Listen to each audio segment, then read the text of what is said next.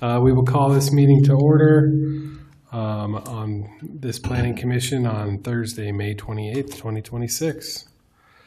And we will go right into the regular agenda. Okay. I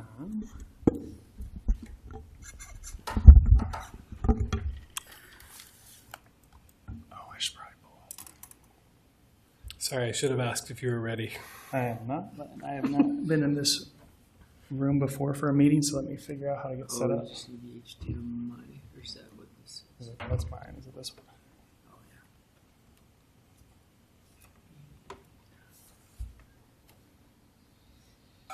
yeah.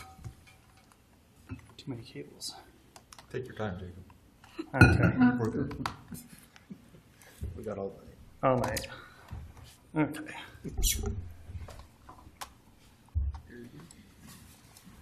Perfect. Okay, you can see that now. Okay, item 2.1 is public hearing and recommendation. And I believe, has your agenda been updated to say recommendation? I think it previously said consideration, but. It does online at least. Okay. Public hearing and recommendation of Terry Bishop's request for review of the Bishop Development Agreement, allowing to increase the number of lots in a subdivision to 13 for a 7-acre parcel located at 2424 West, 900 North.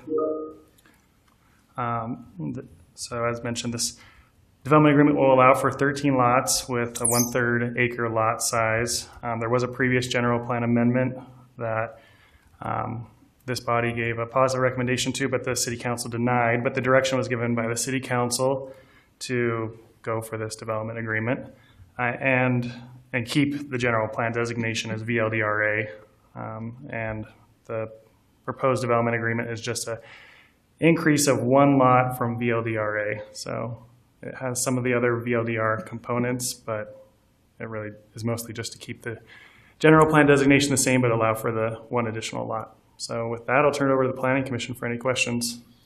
Thank you, Jacob. Does anybody have questions for staff? Is the applicant present? Come on up. I am Terry Bishop. Good to see you all again. And I don't know that I have anything to add to this, except that I do appreciate Kim and his staff and the energy that they've put into helping come up with the agreement to limit us to the 13 lots, whereas the zone change that we requested could have gone as far as 17, but we didn't want to do that. We think it looks best at 13, and that's where we want to stay.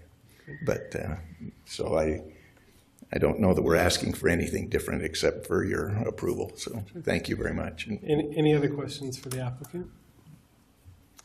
All right, thank you. Thank you. All right, this is a public hearing. If anybody is here that would like to speak to item 2.1, we will open the public hearing now. Seeing none, we will close the public hearing and I'll entertain a motion or further discussion.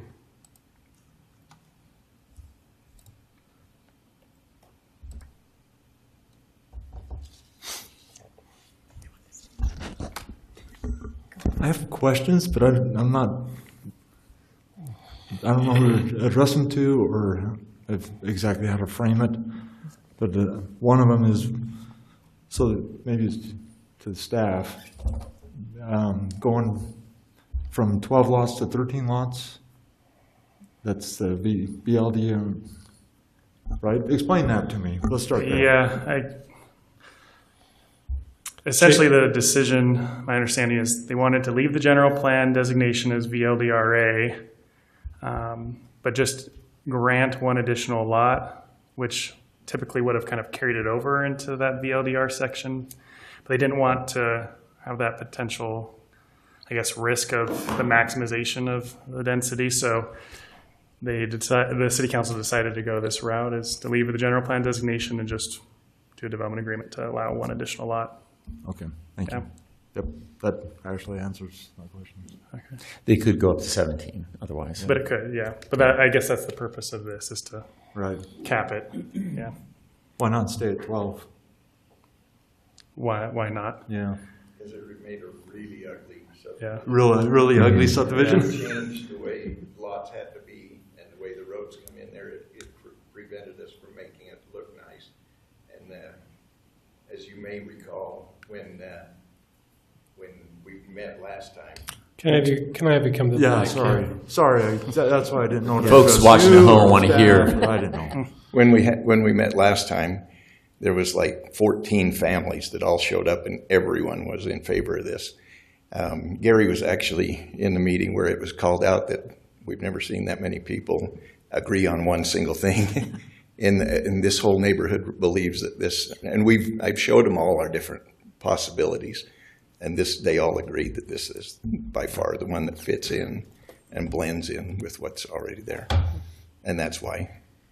Okay, yeah, it's interesting to think that putting one more lot would make it a nicer development than 12. Technically, it's one more lot, but the way the roads are and stuff, it could have actually limited us even lower than the 12 lots, possibly. Depending, they also, the city council agreed upon leaving the most strips smaller as they were. Just when would you say, Kim? A year ago, 2 years? I don't know. Yeah, it's been Been a while. Where the most strips now have gotten larger, and it cut our roads down, our lot sizes down as well, and the roads are not as wide as well, and it just changed a few things. So they agreed to go back with the prior. Right, and it felt like the On that. development agreement Just to was make the the best way to do it. development all blend nice. Thank you. Thank you. This is exactly the sort of situation a development agreement is for. I mean, property owner has development rights, right? This can really only be limited in a few guises, that being general plan and what we can do with zoning. And the city is clearly seeing the benefit, also wanting to not just rip the lid off. Neighbors are speaking to it. So in terms of representation of the city, both elected members and the local community are all in favor of it. This is a slam dunk from my perspective. So I've always wanted to slam dunk. you're slam dunking today. It's overrated.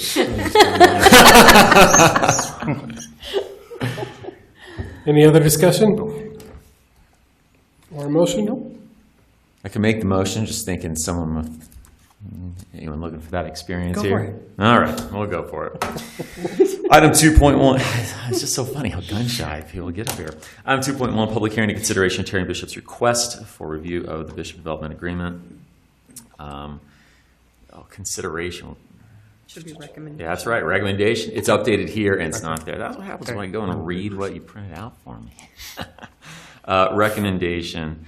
I move that we give a positive recommendation with the findings that this development agreement is consistent with the overarching goals of the city, that in this instance it better represents what's in the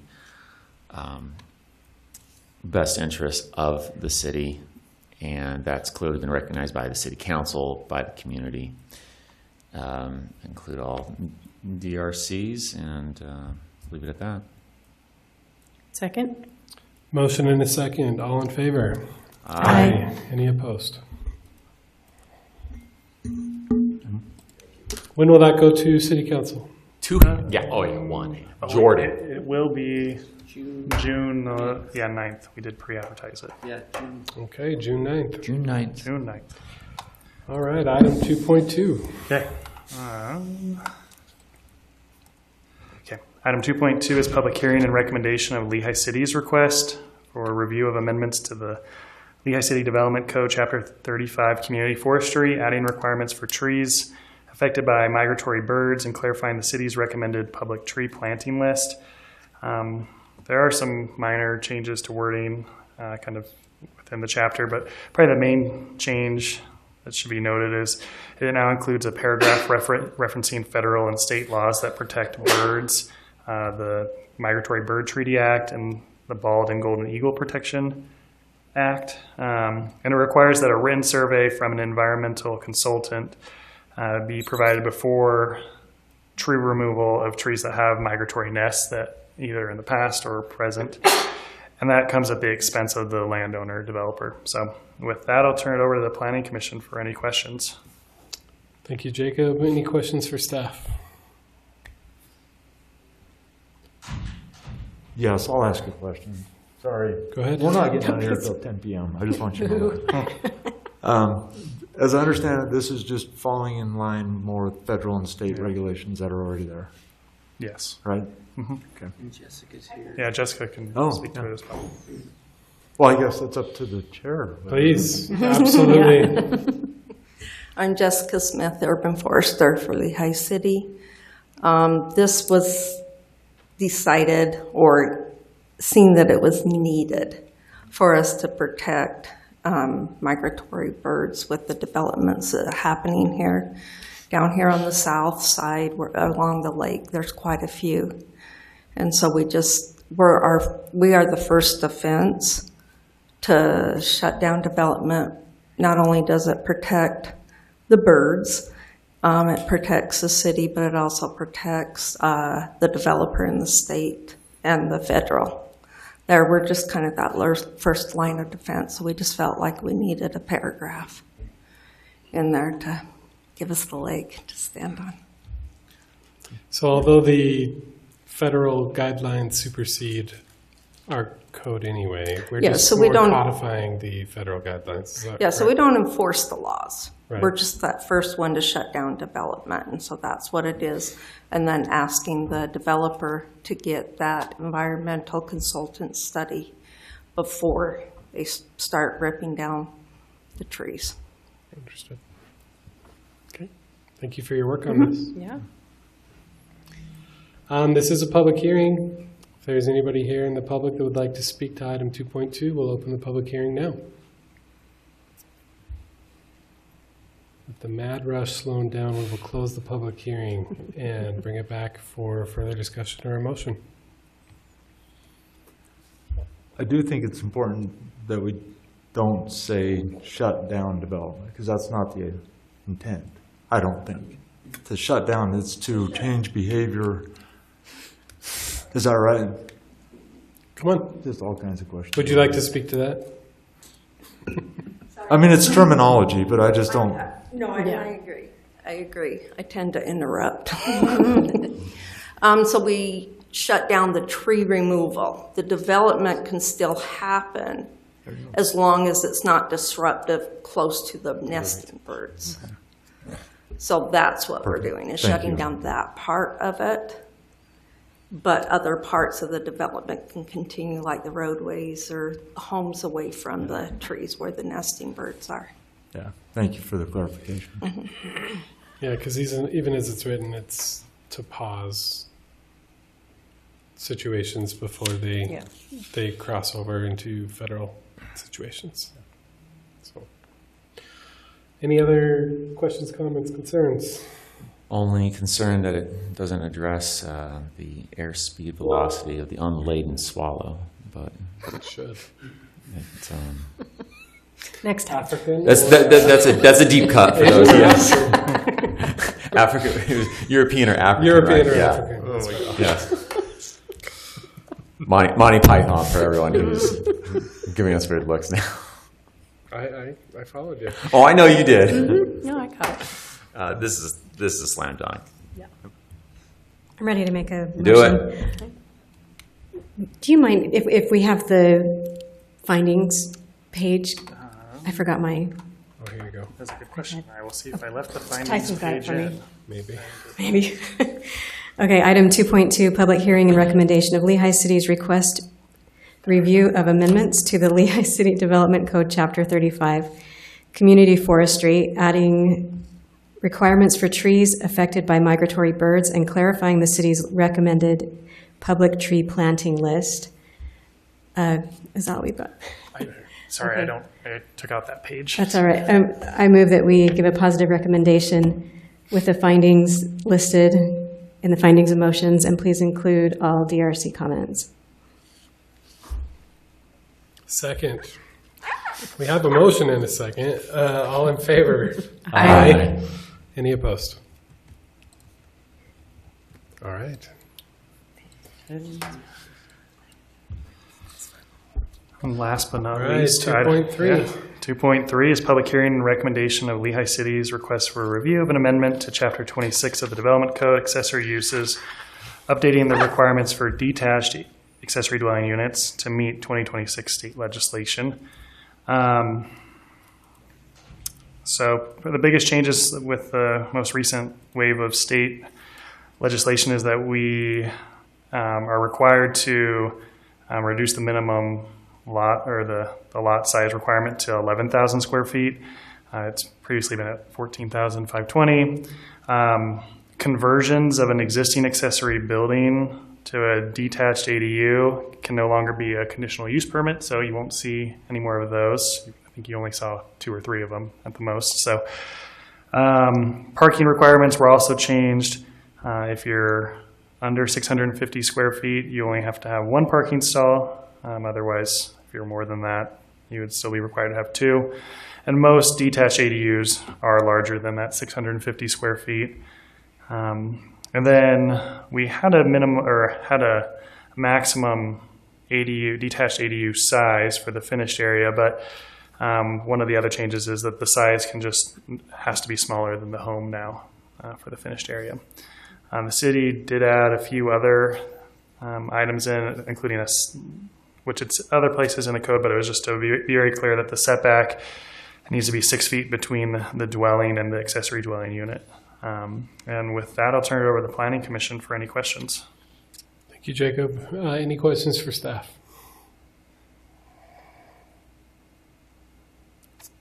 As you are the applicant, I believe in this case, Jacob, did you want to say anything else?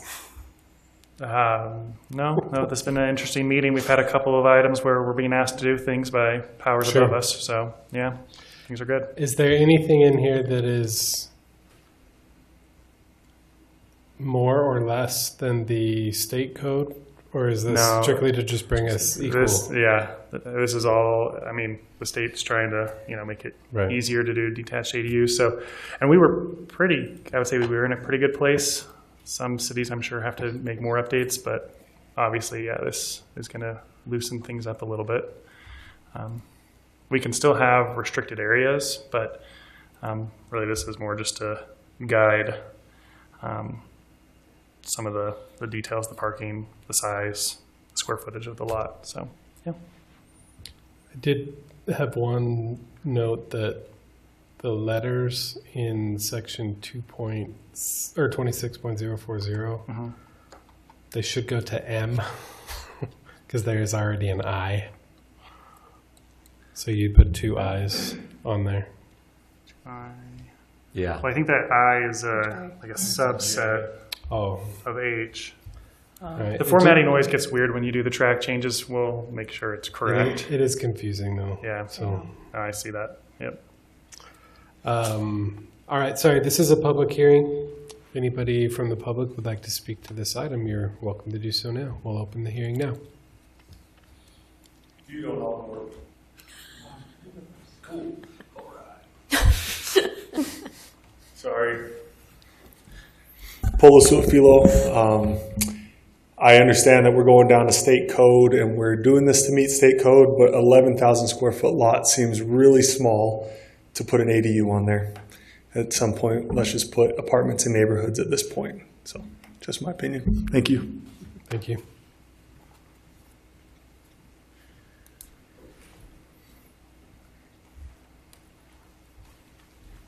Hey, my name is Marshall Gary. Someday I want to actually build a backyard cottage in Lehi. I'd love to be a small builder and help provide some housing stock to people who need it. I'm really cognizant of just how tough it is. One thing I appreciate, I'm not in love with state generally forcing cities to do stuff. But I appreciate that this is becoming a little bit easier to do.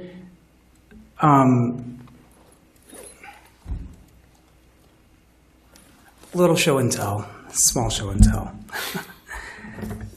One thing that just confuses me is how the language that I saw on this and that I saw on the Engage Lehi page seemed like malicious compliance, like we're going to do the bare minimum and we're not, like, it seemed like we actually don't want people to build detached ADUs.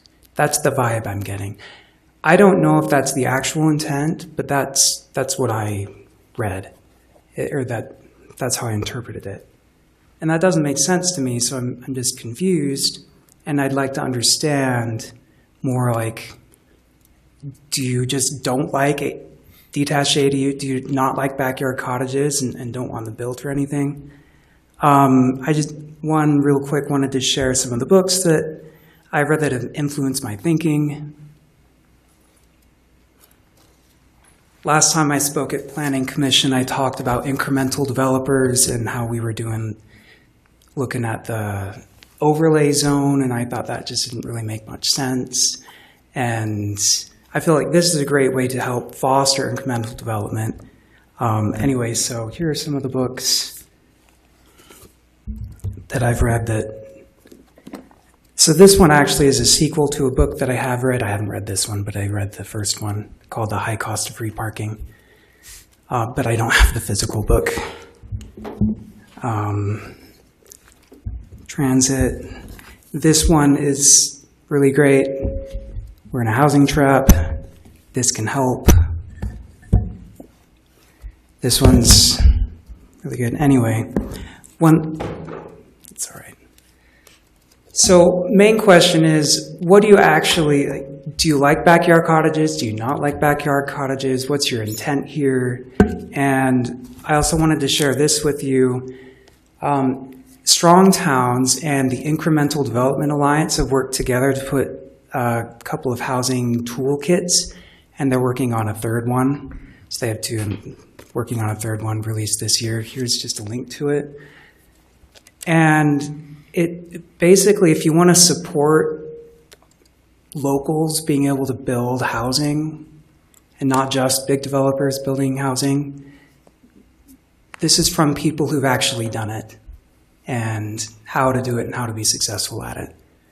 So that's all I have. I'll pass these around to everybody. Thank you.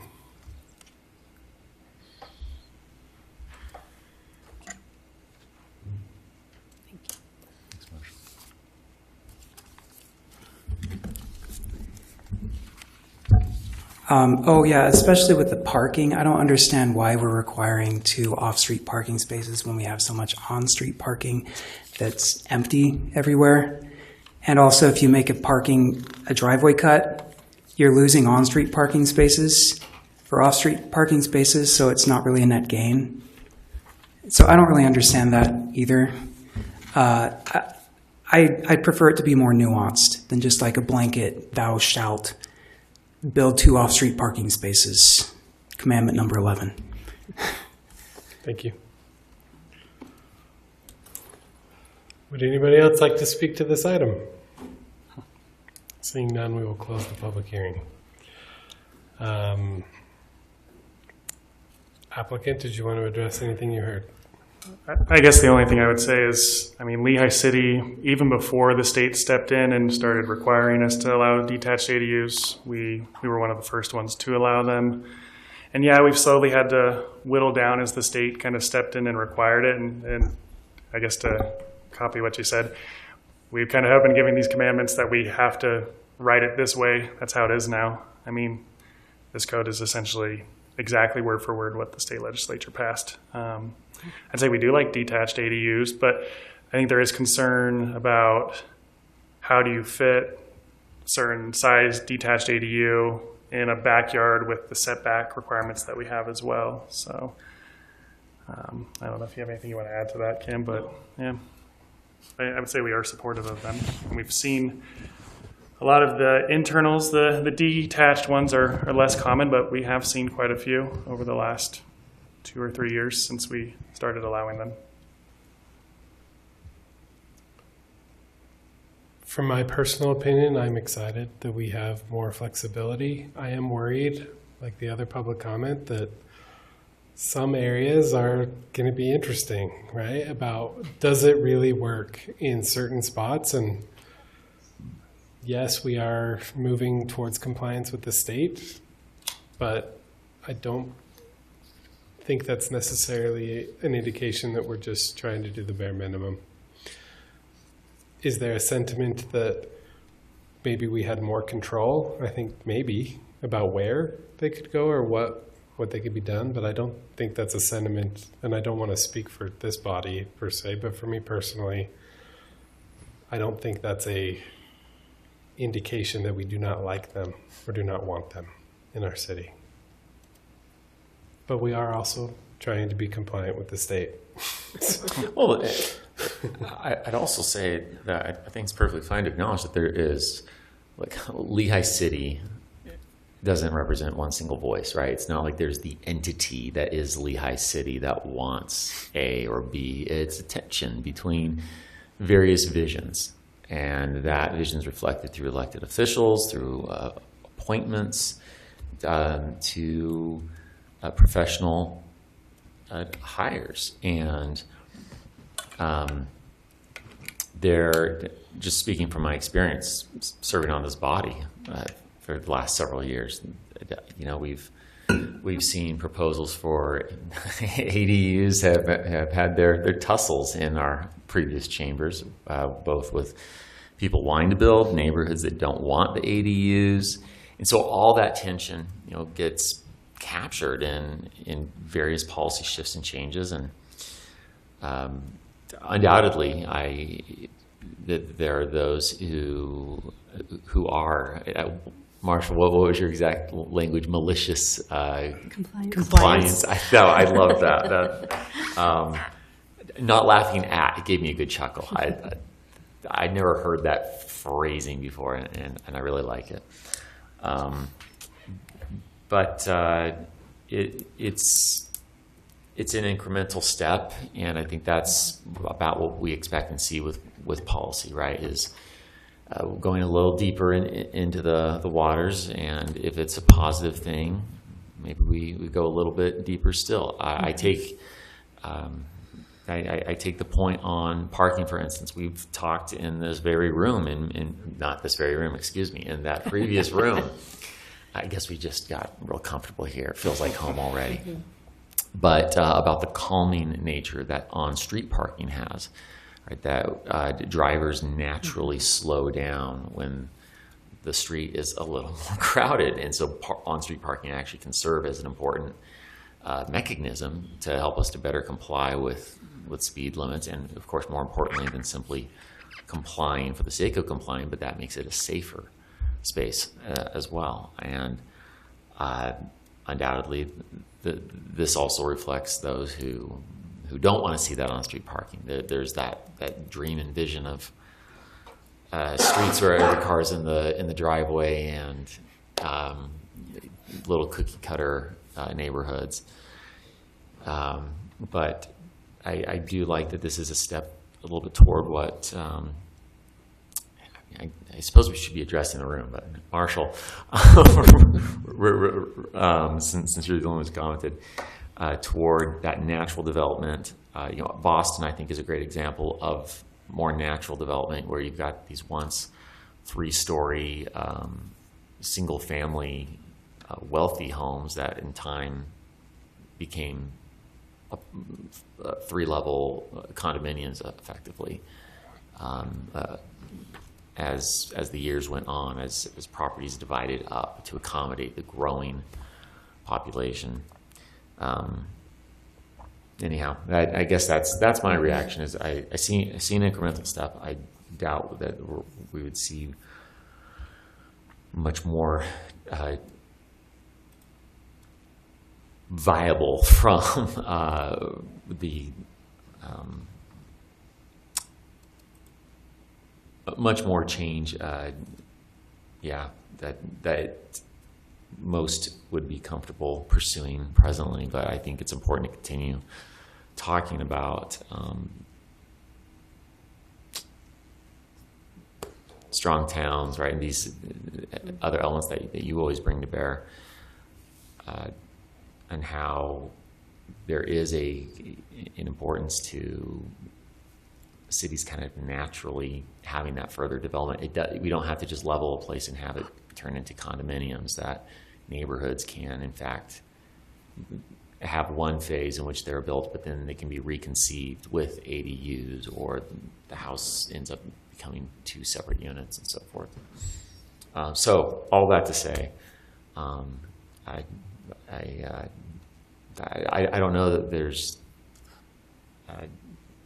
an entity to speak to, but this is probably as realistic of a step in further development as we're going to see in the immediate future. Any other comments? Yes, thank you. Yeah. Now that I forgot what it was a good one. It'll come back. Yeah. So I'd love to address a little bit more about the comment, 11,000 square foot lot. Is that big enough to accommodate an ADU in the back and 2 parking spots? Yeah, it's a good question. I think it will depend on the individual lot, right? Some lots are wider, some are skinnier. I think it'll also depend on, is the applicant planning to do a 1-story versus a 2-story ADU? I think a lot of, or if they're a conversion of an existing accessory building versus a new build, I think there's going to be a lot of situations where 11,000 square foot lots, due to setback requirements, is going to really narrow it or make it impossible. But I do think there will be a handful of creative individuals who will be able to make it work, and that's great. Because I think what you said about the setbacks. Yeah, because as soon as you go to constraints. as soon as you go to 2 stories, you have to meet the setbacks for the zone, right? Yeah. You keep it 1 story, or if you're a conversion, the setbacks are much smaller for the rear and the side yards. So, yeah, I don't have a perfect answer for you. That is the answer. I think it's going to depend on each individual and what their lot looks like, if they're going to be able to do it or not. Jacob, does an ADU require a kitchen? Kitchen, bathroom, living facility. Yep. You have to have all 3. If you just have 2, it's a fun hobby space for your teenagers. Okay. Or anyone. It doesn't have to just be teenagers. Yeah. Right, yeah. And then do these ADUs, do they hook into the sewer line that's already existing there, or they have their Yep, own it's the existing. existing? That's in here somewhere. Yeah, it's one of the eyes. It's one of the eyes. It's one of the eyes that Tyson mentioned. There it is. All utility services shall be connected to the primary. If the primary dwelling is connected to septic, how does that work? Sorry, I didn't know I was going to get so interested in this all of a sudden, But here we are. There we are. Gary. I think the way it's written now, it would just connect into the existing sewer system, and so they'd have to share septic. It would probably have to be upsized. okay.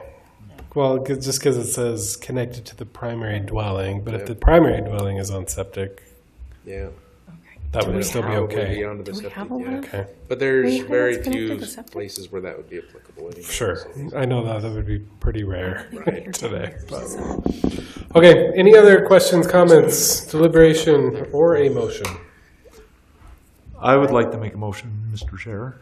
I'd love to hear one. I will do Although it. you can do it if I want to or not, if I want to or not. That's true. I want to make a motion.